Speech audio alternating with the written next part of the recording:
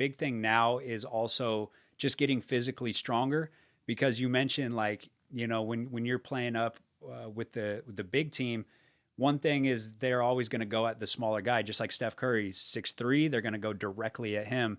And you feel like strength is that thing that's going to bridge the gap to be able to like make you make that leap defensively.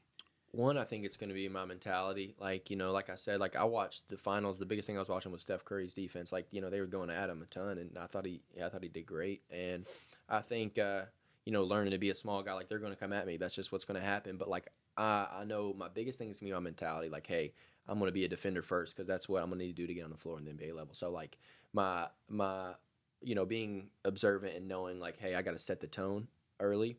And also adding that strength is going to help, because everybody in the NBA is super strong, man. Like it's a different level of strength. So yeah, the bumps are different. Even when I play pickup with our guys, like when you drive, and in high school you get these bumps and you just keep going. In college you get these bumps and you might get knocked off path a little bit, but NBA, those bumps is like, ooh, yeah, like you really knocked me off path with that little bump.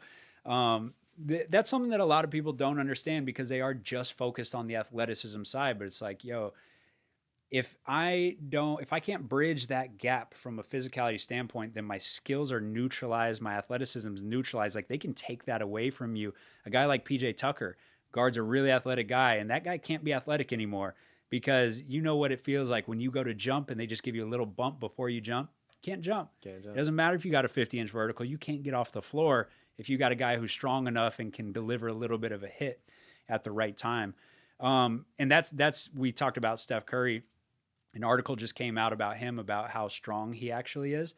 Draymond Green said that he's like repping the 100-pound dumbbells, bench press. Wow. Yeah. So like he's one of the stronger dudes on the team, and people think of him as like this small little guy. Right. And he's not that short either. Yeah. I've stood near him. Like he's legit 6'3", 6'3 yeah. and a half. Yeah. Solid 6'3", and then he throws down these like little 360 dunks, and people are like, he's not that athletic. He's a pretty good athlete. Like he's quick. He's pretty strong. He has some decent bounce. He's got pretty long arms. Like, yeah, I mean, the league is different. Like the league makes him look unathletic. And like overall, as a human in general, that's an athletic dude. No, he's a freak. I think people don't understand, like, like Steph Curry's a freak athletically. Like, just the things, like, it's maybe not balance, maybe his head's not at the rim, but like the way he can change directions, yeah, the way he can stop on a dime, like he's that's why he's unstoppable, man. It's just right. he's gifted, but also I'm sure he has an amazing work ethic.